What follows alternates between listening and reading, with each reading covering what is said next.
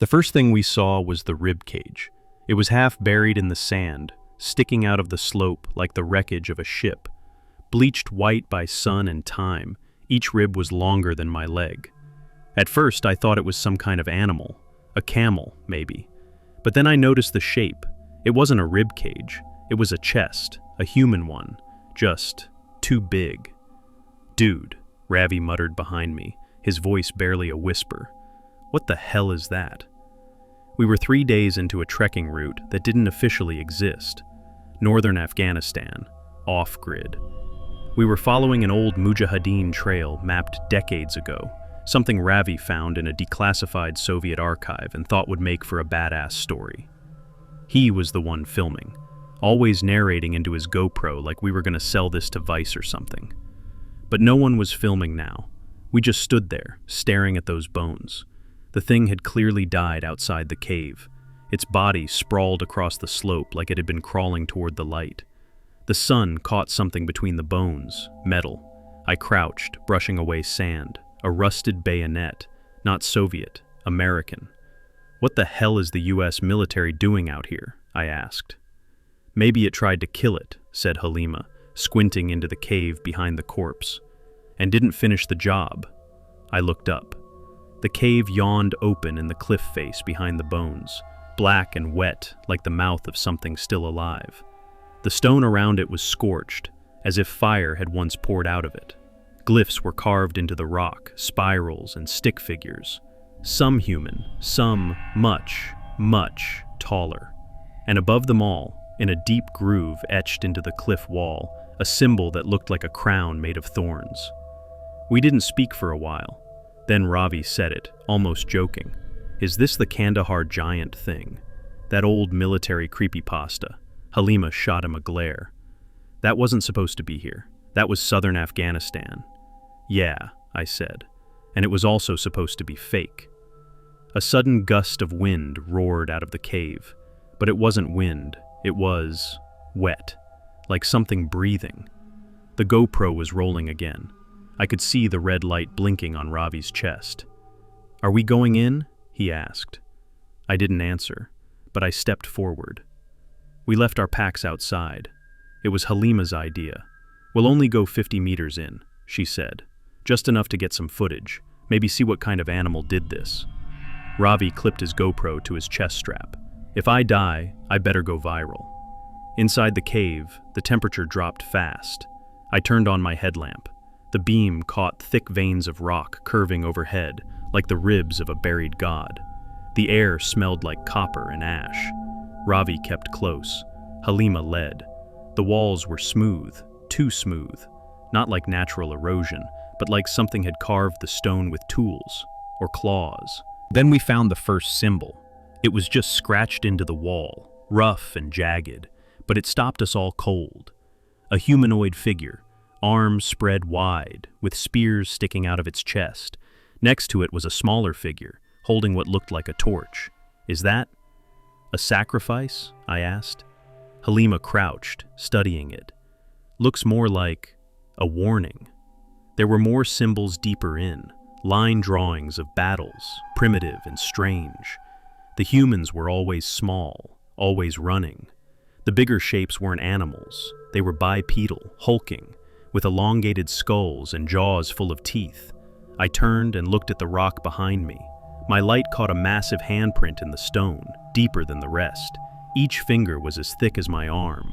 It was embedded into the wall like something had slammed its palm into the stone in rage or hunger. We kept going. The tunnel began to descend, spiraling in a way that felt deliberate. Each curve in the path seemed to draw us in tighter, like the cave was coiling around us. Then we found the rope. It was old, frayed, and bolted into the wall, descending vertically into a shaft that dropped into blackness. There was a helmet at the edge of the drop. US military issue, desert camo, cracked. Ravi picked it up and turned it over. A name was still legible inside, printed in faded marker. SPC D. Anderson. "I don't like this," Halima whispered. None of us did, but we clipped in anyway. The descent was about 30 feet straight down, no footholds.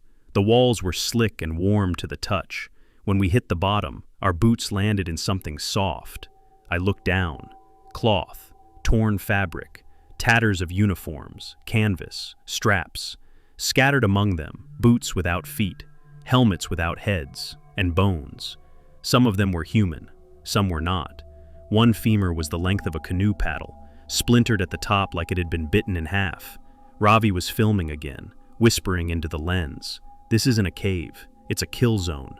Then we heard it, a dragging sound, wet and slow. Somewhere ahead of us in the dark, we froze. The sound came again, louder now, closer. A shape flickered in my peripheral vision. Something, crawling just beyond the light, huge, pale, and fast. Ravi swung his camera. "Did you see that?" Halima raised her knife, which looked pitiful in the black. "I want out," she whispered. So did I. But then Ravi called out, "Wait, look." He pointed down the tunnel. Light. A faint orange glow pulsing around the corner ahead like firelight. We followed. The tunnel opened into a massive subterranean chamber, so large our headlamps couldn't hit the ceiling. At the center was a platform of stone, surrounded by tall, broken spears, driven into the earth like fence posts. The glow came from a crack in the floor, where molten light bled through as if the earth beneath were wounded. And on the platform, bones. A full skeleton, 14 feet tall, arms outstretched, skull partially crushed, shackles still clamped to its ankles, rusted and broken. It wasn't ancient. There was blood pooled beneath its jaw, fresh, wet. "This thing's not dead," Ravi whispered. "No," said Halima. "It was never meant to die." We should have left then, turned around, climbed back up that rope and never spoken of this again. But then we heard it, a voice, low, inhuman, rumbling from the shadows like a landslide speaking. It didn't use words, it used feeling, hunger, rage, cold. Then came the sound of bones cracking. We turned and saw movement at the far end of the chamber. Another shape, bigger than the skeleton, standing up. Halima screamed first. Ravi dropped the camera, and I ran. The tunnel behind us collapsed. We heard it, a groaning, grinding rumble, and then the stone shook under our feet. The way we came in was gone. I spun around, coughing through the dust. The rope we'd used to descend was buried beneath tons of debris. Our only exit, sealed. Ravi was hyperventilating. Halima just stood still, whispering something under her breath. A prayer, maybe, or a curse. The shape in the dark hadn't moved. Not yet. We turned our lights toward it slowly, like kids trying not to wake a sleeping parent. The thing stood half in shadow at the edge of the chamber, just beyond the bones on the platform, and it was huge, taller than the one we saw dead. Its skin was leathery and pale, stretched tight over bulging muscle. It had 2 arms, each ending in 3 thick fingers, each tipped with cracked yellow claws. Its head was tilted slightly, as if listening. Its eyes were closed. "It's sleeping," Halima whispered. "Or in stasis. What the hell does that mean?" Ravi hissed. "Is it dead or not?" She didn't answer. The air shifted. The stench of rot rolled toward us, and with it, a sound like wet lungs filling. The giant exhaled. Its chest rose. It was waking up. We didn't plan. We ran. There was another tunnel at the far end of the chamber, narrower, low enough to force us into crouches. Halima went first, Ravi next, me last. We didn't look back. Not when the groaning behind us became a roar. Not when we heard the chains snap. Not when the sound of giant footsteps shook the cave like a drumbeat. Boom, boom, boom. The tunnel twisted down, deeper into the earth. We were blind, the only light coming from our headlamps, flickering now under the weight of fear and failing batteries. We found a door. Not a stone slab, a metal hatch, half buried in the wall. Halima wrenched it open. It creaked on ancient hinges. Inside, a room, lined with metal. American markings on the walls. A flag, half burned. An old MRE wrapper floating in the dust. Ravi staggered inside. "What is this place?" I asked. Halima shook her head. "It's a base, or was, a forward op. This was built here." "For what?" Ravi asked. "To study them?" "No," she said, her voice flat. "To keep them in." There were documents on the floor, shredded, soaked in moisture. I picked one up. It was stamped classified. I could only make out a few phrases. Initial engagement in 2002. Target exceeded projected size. Buried alive. Do not recover. That's when we heard it again, a low thump. Not footsteps, breathing. The room suddenly felt smaller, thicker, as if something was watching us through the rock. "We need to move," Halima said. "There's no other way," Ravi replied. "We're trapped." "No," she pointed. "Look." At the far end of the base was another tunnel. This one man-made, reinforced with rusted beams and cracked concrete. We followed it. That's when we found the camera. It was half-crushed, lying in the dirt beside a pair of boots, no feet inside. Ravi picked it up and rewound the footage on the screen. The last clip showed a soldier, young, bloody, staring into the lens. "If anyone finds this," he said, "there are more than one. This one was just a scout. We hit it with everything. Airstrike didn't kill it. Nothing kills it." He looked off screen. "We shouldn't have opened the tomb. The others. They were sleeping. This one was guarding the door." Then the screen filled with red light and screams. Static. We kept walking. The tunnel narrowed again, crumbling with age. Something dripped from the ceiling. Warm, sticky. Blood? Sap? We didn't stop to check. Then Ravi froze. He was staring ahead, headlamp fixed on something just around the bend. "What is it?" I asked. He turned slowly. I think someone's alive." We crept forward. At the bend, the tunnel opened into a small chamber, a holding cell. There were bars, long since bent inward, and inside writing on the walls. Thousands of names, scratched into the stone. Some in English, some in Cyrillic, some in something else. Arabic, cuneiform. Glyphs I didn't recognize. And there, in the center of the room, hunched over and shaking, was a man. He looked ancient, skin like parchment, beard to his chest, eyes milky white. He was still breathing. Halima approached slowly. "Who are you?" The man didn't answer. She stepped closer. "Are you American?" Still no reply. Then he raised one hand and pointed to the wall. There was a drawing. A giant standing over a mountain of corpses, and beneath it a human holding something up, a stone or a book. In the final panel, the giant was kneeling. "A ritual," Halima whispered. "It wasn't brute force that sealed them away. It was a pact." Ravi moved closer. "So what, some kind of spell?" The old man coughed. Blood spilled from his lips, and finally he spoke. Just 2 words. "It's coming." And then the ceiling tore open. Rocks exploded inward. Dust blinded us. The old man was crushed before we could react. One massive hand crashing through the roof like a meteor, grabbing him and yanking his body up into the dark. Ravi screamed. Halima pulled me back. We ran, again. This time there were no tunnels, just cracks in the rock, splitting like veins through the mountain. We followed light, air, anything. The footsteps came again. Boom, boom, boom. Louder this time, closer. The cave was collapsing. The whole mountain groaned around us. Halima grabbed my wrist. "We have to climb." Ahead of us, a shaft of light. Narrow, rising toward the surface. She went first. I followed. Ravi was behind. Halfway up, I heard him scream. I looked down. He was being dragged back. One massive clawed hand wrapped around his leg, pulling him into the dark. He was still filming. The last thing I saw on the GoPro screen was the giant's face. Its eyes had opened, and they were human. Ravi's scream echoed long after he disappeared. It wasn't just fear. It was betrayal, as if the cave itself had broken a silent promise by letting him believe he might make it out alive. Then the sound stopped, and that silence was worse. I climbed like hell, fingers bleeding as I pulled myself up through the narrow shaft. Halima reached the surface first. She turned back, arm extended. I grabbed her wrist. She yanked me into daylight. We both collapsed onto the rocky slope outside the cave mouth, panting, coughing, eyes wide from the dark. The sun was rising behind the mountains, casting long shadows across the cliffside.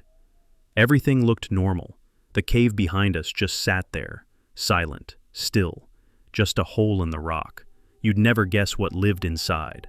Until the wind shifted, it carried a sound, a low, throbbing growl, echoing from within the earth like a storm trapped beneath the ground.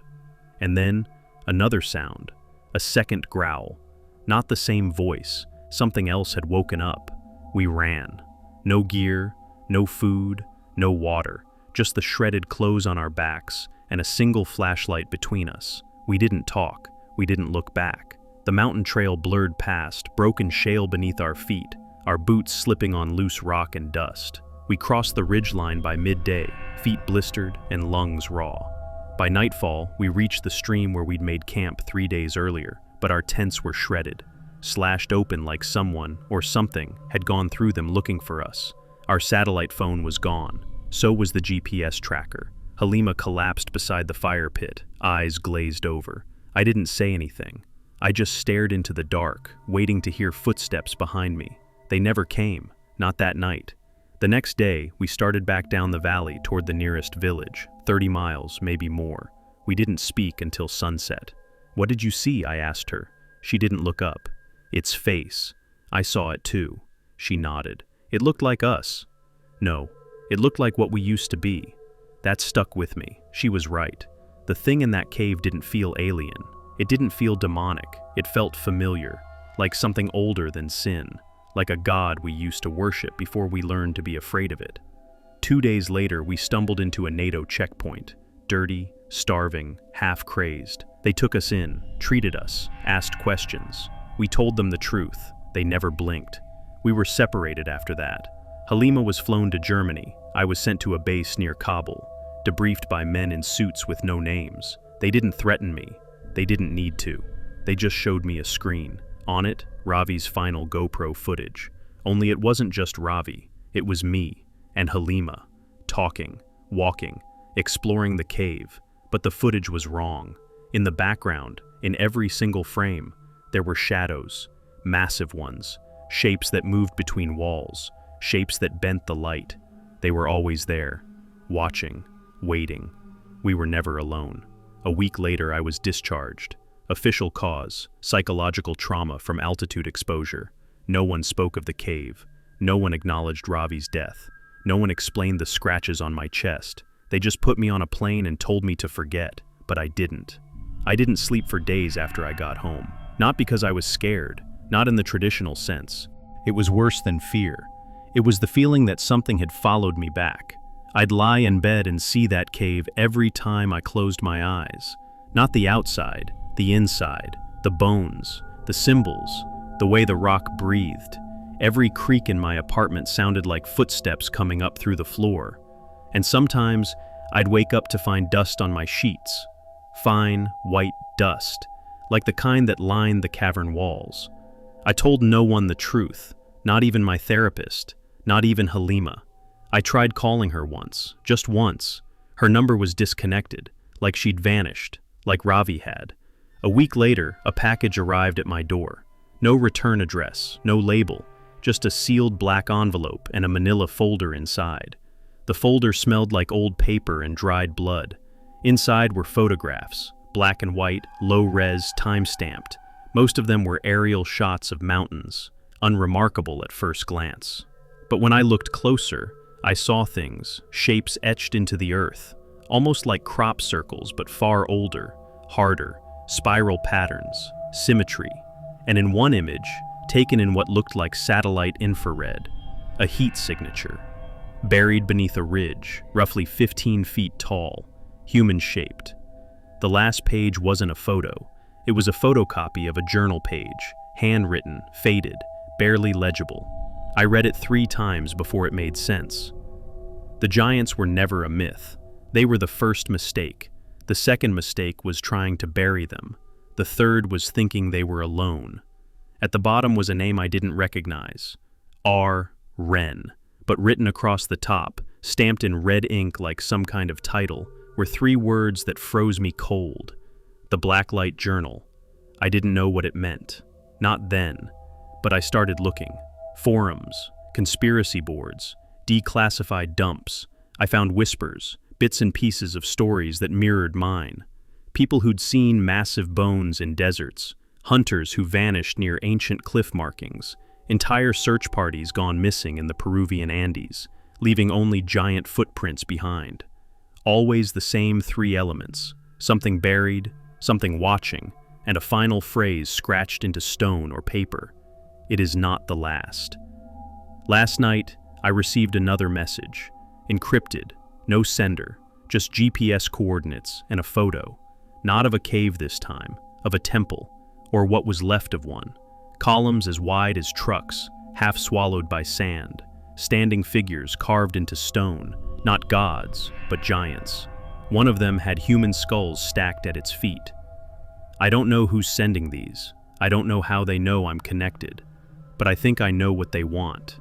They want me to go back, not to that cave, but to another, a new one, in another part of the world.